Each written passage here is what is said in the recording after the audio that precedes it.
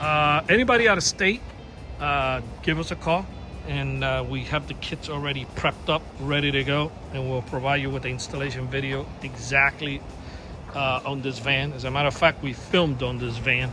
This is our first 2026, so we filmed. It's a Firewire hookup. The system will already come prepped with the firmware loaded, everything ready to go. The only thing you have to do is just follow my video. I make it for dummies. Hook up 6 wires, which is extremely easy. They're all right there, and that's it. Everything is programmed, ready to go, and you don't have to do anything but hook up.